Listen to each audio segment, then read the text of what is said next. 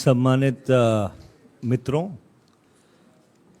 आपकी अनुमति से ये प्रेस वार्ता आरंभ की जाए। मैं अपने सहयोगी और वरिष्ठ सांसद श्री नासिर हुसैन और हमारे एआईसीसी के मीडिया प्रभारी श्री विनीत पूनिया जी और आप सबका यहाँ पे स्वागत करता हूँ।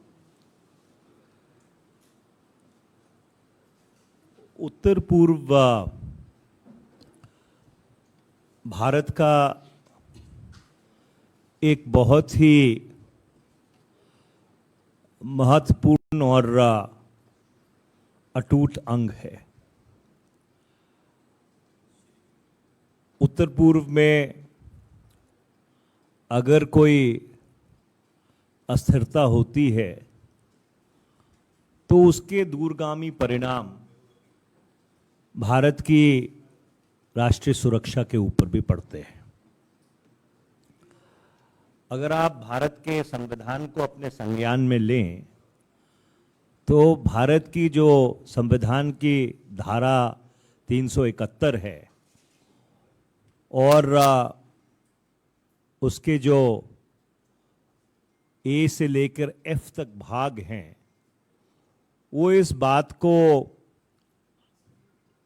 सुनिश्चित करते हैं कि उत्तर पूर्व राज्यों के लिए भारत के संविधान में एक विशेष स्थान है और एक विशेष अरेंजमेंट किया गया है।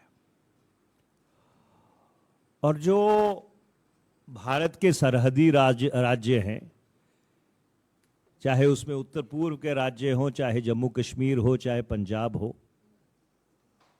उसमें जब भी अमन और शांति बिगड़ती है, सांप्रदायिक सौहार्द खराब होता है,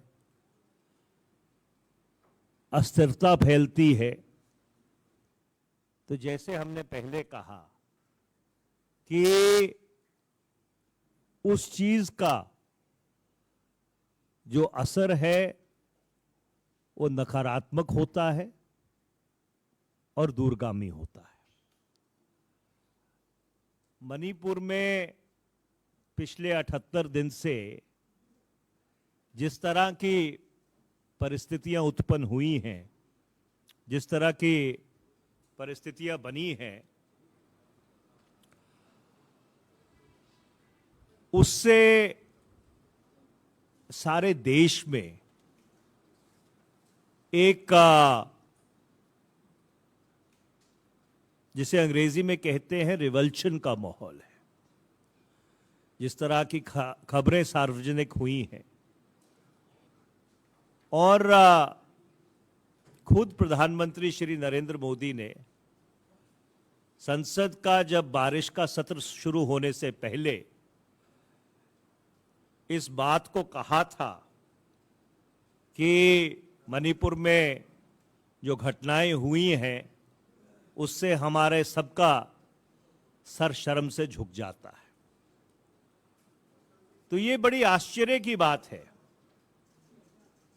कि अगर प्रधानमंत्री ये मानते हैं कि हमारा 140 करोड़ भारतवासियों का सर शर्म से झुक जाता है, तो उनको संसद के समक्ष आकर, लोकसभा और राज्यसभा के समक्ष आकर इस बात को कहने का क्या संकोच है?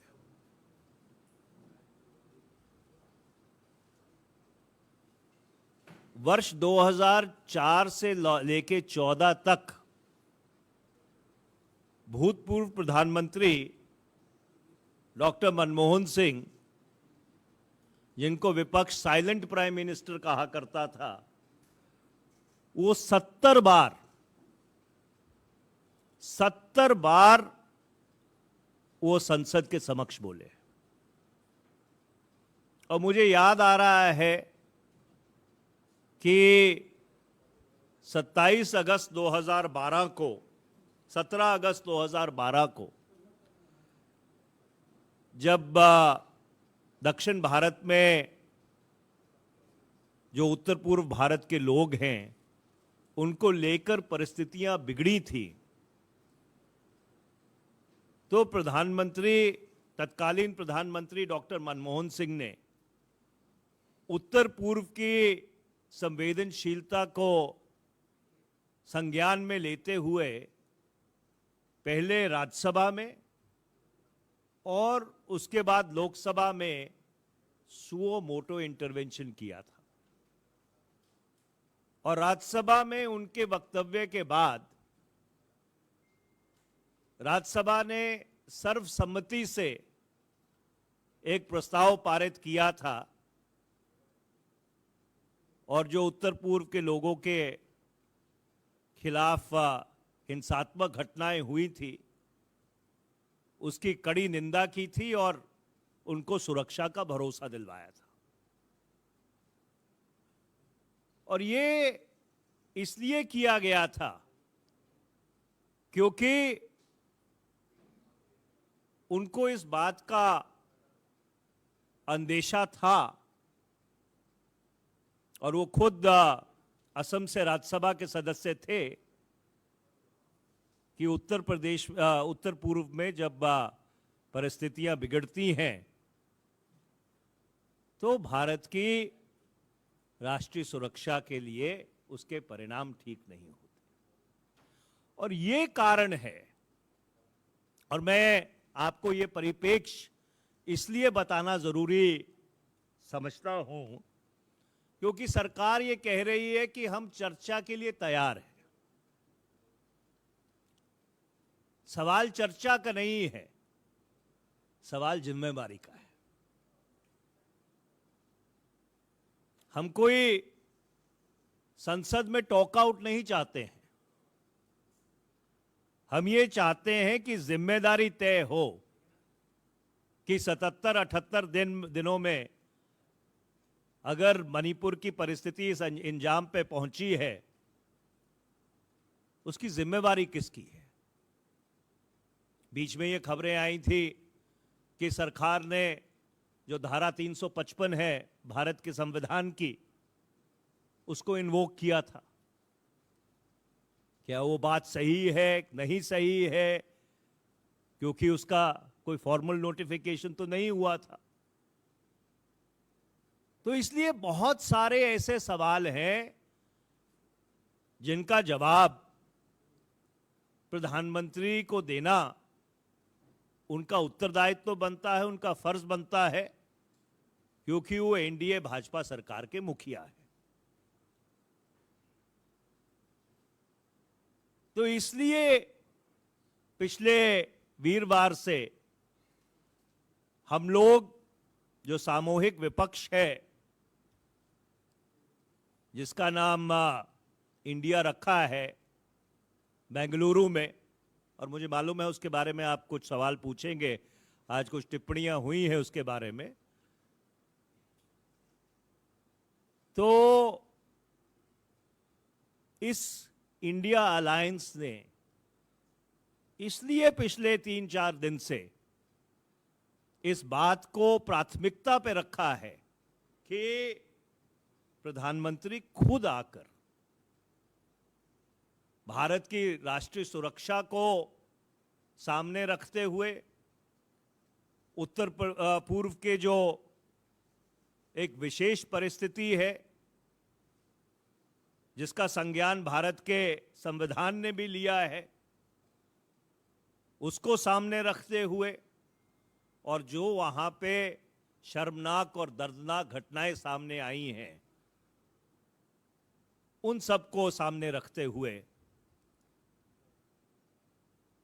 उनको खुद इस बात की पहल करनी चाहिए थी कि वो लोकसभा और राज्यसभा में मणिपुर के ऊपर खुद चर्चा शुरू करते। मैं अपने सहयोगी नासिर हुसैन जी से अनुरोध करूंगा कि उनका वो जो कहना चाहते हैं इसके बारे में वो भी अपना वक्तव्य आपके सामने रखें। नमस्कार। मनीष तिवारी जी, विनीत पुनिया जी और मीडिया के सारे मौजूद साथियों, मनीष भाई बड़ा डिटेल में जो हालात पार्लियामेंट में हैं उसके आपके समक्ष रखी हैं। मैं ज़्यादा टाइम नहीं लूँगा क्योंकि आपके सवाल होंगे और काफ़ी सवाल पूछना चाहते होंगे। मैं 3-4 पॉइंट्स करूँगा। एक तो जैसा मनीष भाई बता रहे थे, 88 दिन के बाद 88 दिन का जो नरसंहार हो रहा है, जो वहाँ पे हिंसा हो रही है, जो वहाँ पे बलात्कार हो रहा है, जो लोगों को मारा जा रहा है, उसके बावजूद प्रधानमंत्री आज तक अपनी चुप्पी तोड़ी नहीं है, पार्लियामेंट के अंदर बोलने के लिए तैयार नहीं है। जो कस्टमरी मीडिया को एड्रेस करते हैं किसी भी सेशन के पहले, उन्होंने पार्लियामेंट के बाहर खड़े होकर 2 शब्द बोले, मणिपुर का जिक्र किया था, लेकिन जो पार्लियामेंटेरियंस जो कई दिनों से इंतज़ार कर रहे थे कि प्रधानमंत्री आएंगे, पार्लियामेंट को बताएंगे कि वहाँ पे क्या हो रहा है, उनकी क्या इंटेलिजेंस रिपोर्ट है, क्या वहाँ पे एक्चुअल स्थिति है, लेकिन प्रधानमंत्री चूज किए कि वो अंदर नहीं बोलेंगे, वो बाहरी टिप्पणी करके निकल जाएंगे। लगातार हम लोग राज्यसभा के अंदर ये मांग कर रहे हैं कि प्रधानमंत्री आके वहाँ पे बात रखें, और ये भी हम मांग कर रहे हैं कि इसके ऊपर डिटेल में चर्चा होना चाहिए। 88 दिन का नरसंहार, मणिपुर हमारे देश का एक हिस्सा है, हमारे लोग हैं, आपस में लड़ रहे हैं, उनके पास वेपन्स हैं, वो कहाँ से आए, कौन उनको सप्लाई कर रहे हैं, क्या हिंदुस्तान के बाहर से आ रहे हैं, क्या हिंदुस्तान के अंदर ही कोई सप्लाई कर रहा है। प्रधानमंत्री दुनिया भर घूमते हैं, तरह तरह के प्रोग्राम्स में जाते हैं, वहाँ से एड्रेस करते हुए अपोजिशन पार्टीज के बारे में टिप्पणी करते हैं, लेकिन पार्लियामेंट और पार्लियामेंटेरियंस को एड्रेस करना नहीं चाहते। तो इसलिए हम लोगों ने कहा कि हम डिटेल चर्चा चाहते हैं। हम लोग लगातार नोटिसेस दे रहे हैं, आज 4था दिन है, 4th डे है, लगातार रूल 267 के तहत हम लोग चर्चा की मांग कर रहे हैं, लेकिन सरकार बड़ा इंटेलिजेंटली 176 कुछ अपने उनके साथियों की तरफ से नोटिस दिलवाती है और कहते हैं कि हम चर्चा के लिए तैयार हैं। आज वो देश भर में एक नैरेटिव बिल्डअप करने की कोशिश कर रही है कि सरकार चर्चा चाहती है लेकिन विपक्षी पार्टियां चर्चा नहीं चाहते हैं। लेकिन हम लोग यहाँ पे क्लियर करना चाहते हैं, बड़ा वो क्लेवरली जो है चर्चा 267 के तहत नहीं चाहते और रूल 176 के तहत चाहते हैं। ये बात वो लोगों के सामने रख नहीं रहे हैं, लेकिन बार बार आके यही कह रहे हैं कि हम चर्चा चाहते हैं। लेकिन यहाँ पे ये मैं बताना चाहूँगा, 267 का मतलब ये होता है कि दिन भर का जो बिजनेस है उसको सस्पेंड करके, एडजर्न करके, उस दिन पूरे दिन भर उसके ऊपर चर्चा करें और उसके बाद में वो जो कंसर्न मिनिस्टर या प्राइम मिनिस्टर आके उसके ऊपर जवाब दे। और 176 या 177 के तहत ये होता है कि शॉर्ट ड्यूरेशन डिस्कशन होता है, यानी कि 2-2.5 घंटे के अंदर 5-7 अपोजिशन के एमपीज बात रखेंगे, उसके बाद कंसर्न मिनिस्टर अपनी 10-20 मिनट बात रख के फिर निकल लेंगे। भाई 88 दिन का नरसंहार, एकदम वहाँ एथनिक क्लिनसिंग हो रही है। और वहाँ जिस तरह के वीडियोस जो आ रहे हैं, हमारे कई लोग वहाँ पे गए थे, कई पार्लियामेंटेरियंस वहाँ पे गए, कई अलग अलग दल के नेता वहाँ पे गए, हमारी महिला कांग्रेस की टीम वहाँ पे गए थे, नॉर्थ ईस्ट से हमारे बहुत सारे लोग वहाँ पे गए थे, वहाँ से वीडियोस बना के लाए हैं, तरह तरह के कहानियाँ सुन के वहाँ पे आए हैं। वो सारा पार्लियामेंट के सामने वो रखना चाहते हैं, पार्लियामेंट को बताना चाहते हैं वहाँ पे क्या चल रहा, कैसा चल रहा करके, लेकिन ये चर्चा के लिए तैयार नहीं। बस ये बार बार यही कहते हैं कि हम वो 2-2.5 घंटे का चर्चा करवा देंगे, उसमें जो जिसको बोलना है वो बोल दें। ये लगातार जो ये सदन से जो भागने की जो इनकी प्रक्रिया है, मैं लगातार हम लोग जो मांग करते आए हैं, लेकिन ये 267 के अंदर पिछले 6-7 साल से एक भी डिस्कशन होने नहीं दिया अभी तक। लास्ट डिस्कशन जो हुआ था वो 2016 में डीमोनेटाइजेशन पे इन्होंने 267 पे डिस्कशन करवाया था। इसके पहले ये जो बार बार ये कहते हैं कि इस पे हम डिस्कशन नहीं देंगे, एक रूलिंग दे देते हैं चेयरमैन आकर कि इस पे नहीं हो सकता, 167 पे करवाएंगे, ये बार बार 176 पे करवाएंगे, बार बार ये कहते हैं। उनको मैं याद दिलाना चाहता हूँ, डॉक्टर शंकर दयाल शर्मा के टाइम पे 90 से 92 के बीच में 4 टाइम 267 के तहत डिस्कशन करवाया गया था। भैरव सिंह शेखावत जी जब चेयरमैन थे, उन्होंने एक साल में 2004 में तीन टाइम 267 के तहत उन्होंने डिस्कशन करवाया था। हामिद अंसारी साहब 2013 और 2016 के बीच में 4 बार 267 के तहत उन्होंने डिस्कशन करवाया था। आखिरकार कौन सी ऐसी बात इस सरकार में है कि ये डिस्कशन नहीं चाहती है, ये फुल फ्लेज डिस्कशन करवाना नहीं चाहती है। हम लोग बार बार यही कह रहे हैं कि मणिपुर का जो आज इशू है, एक बड़ा प्रेसिंग इशू है, उसके ऊपर चर्चा होना चाहिए और लोग जो अपनी बात रखना चाहते हैं, लोग वहाँ पे जाके सुन के आए, वो लोग अपनी बात रखना चाहते हैं, वो बात पार्लियामेंट के सामने, देश के सामने रखा जाए। उसके बाद सरकार अपने तरफ से उस वहाँ पे जो चल रहा है उसको जल्द से जल्द वहाँ पे लॉ एंड ऑर्डर सिचुएशन को रेस्टोर करे।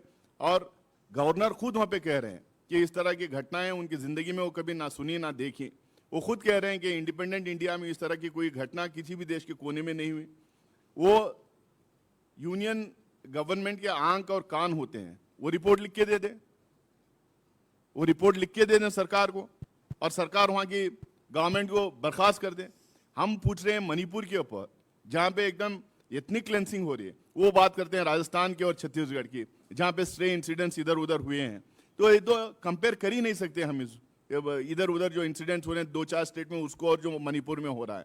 तो हम बार बार यही डिमांड कर रहे हैं कि प्रधानमंत्री को दोनों हाउसेज में आना चाहिए, पार्लियामेंट में आके मणिपुर के बारे में बताना चाहिए, अपना स्टेटमेंट देना चाहिए और 267 के तहत राज्यसभा के अंदर डिस्कशन को अलो करना चाहिए और लोकसभा में भी इसके ऊपर डिस्कशन होना है। ये हमारी डिमांड है और ये डिमांड लगातार रहेंगी जब तक प्राइम मिनिस्टर सदन में आके अपनी बात नहीं रखें।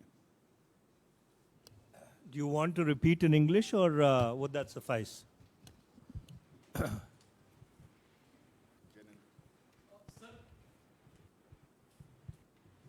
पहले इसके ऊपर अगर कोई सवाल हो तो इसके ऊपर ले लें, फिर आपके जो बाकी सवाल हैं हाँ। सर इसी पे है कि क्या कल अविश्वास प्रस्ताव विपक्ष की तरफ से लाया जाएगा? अविश्वास प्रस्ताव आप लोग लाने जा रहे हैं और अगर हाँ तो इसके पीछे रणनीति क्या है, इससे क्या हासिल होगा? देखिए, संसदीय प्रणाली में और संसदीय परंपरा में सभी विकल्प खुले रहते हैं और जिन विकल्पों का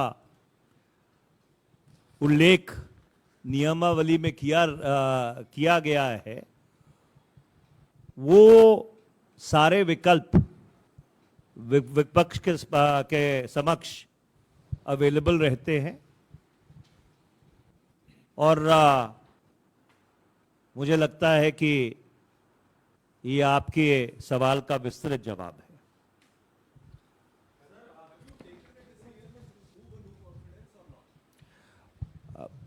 My Hindi is bad. Let me attempt it in English.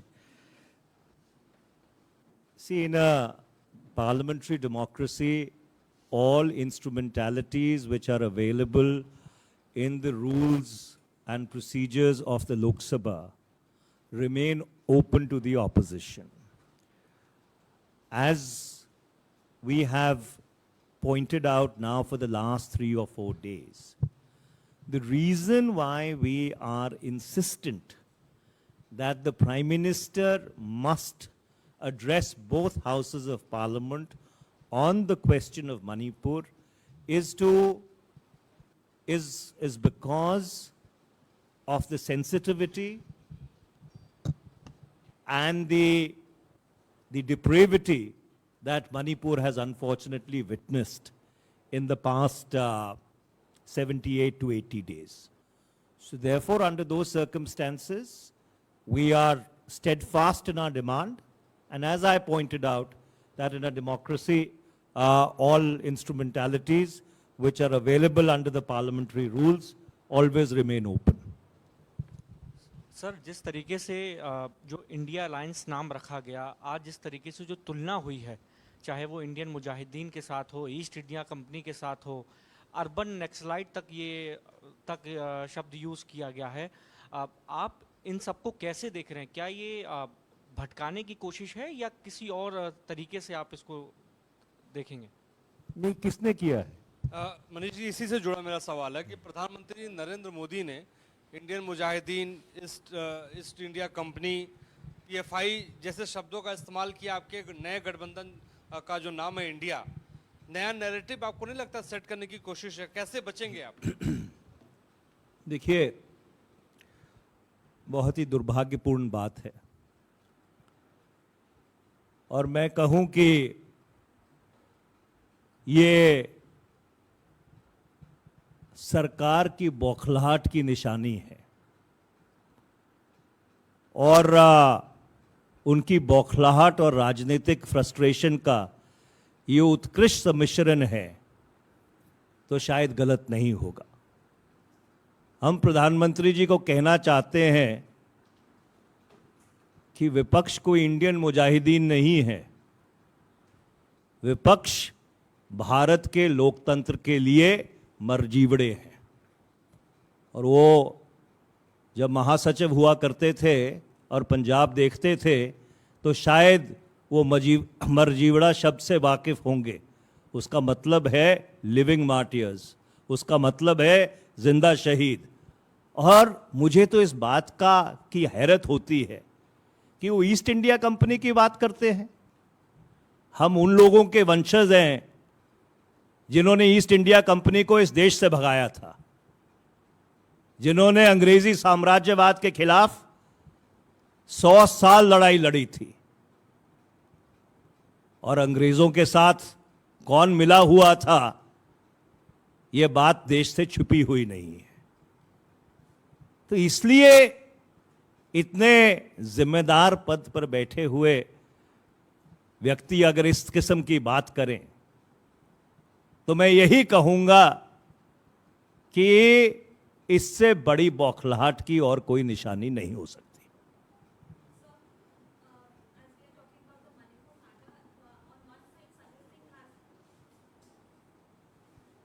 Sir, on one side, Sanjay Singh has been suspended. On the other side, today Derek O'Brien has made a claim that when the LOP Rajya Sabha Mallikarjun Kharge was speaking, his mic got switched off. Do you think that there is an attempt to suppress the voice of the opposition within the parliament? देखिए, जहां तक suspension की बात है, पहले रजनी पाटिल जी को पिछले 2 session से सस्पेंड कर रखा है इन्होंने। कल संजय सिंह जी जब इतना ही जाके वो बोल रहे थे चेयरमैन को 267 के तहत आप डिस्कशन करवाइए, 176 में टाइम नहीं मिलेगा, बस इतना ही वो बोल रहे थे। ना वहाँ पे हंगामा हुआ था ना कुछ हुआ था, इन्होंने उठाया और उनको सस्पेंड कर दिए। एलओपी मल्लिकार्जुन खड़गे साहब जब जब बात करने के लिए उठते हैं तो उधर से लीडर ऑफ द हाउस उठ जाते हैं, वो अपना एक तरफा बोलना शुरू करते हैं। ट्रेजरी बेंचेस से बोलने नहीं दिया जाता एलओपी जब खड़े होते हैं। आज तो यहां तक जब एलओपी अपनी बात रख रहे थे उनका माइक भी ऑफ कर दिया गया और 4 बार लगातार लीडर ऑफ द हाउस उठ के खड़े हुए के इंटरप्ट करते रहे। 50 267 के नोटिस आज, यानी कि रफली around 25% of Rajya Sabha had given notice for discussion under 267 rule 267। आज चिदम्बरम साहब लगातार उठ के खड़े हुए के एक्सप्लेन करते रहे कैसा rule 267 will have precedence over rule 176, लेकिन उसके बावजूद जो है ये किसी को बात करने नहीं दे रहे थे, किसी को सुनने के लिए तैयार नहीं थे। जो हमारी आवाज अपोजिशन की है उसको लगातार कुचलने की, लगातार दबाने की कोशिशों पे हो रही है। और खासकर एलओपी को जो इंसल्ट करने का मतलब पूरे अपोजिशन को इंसल्ट करना होता है।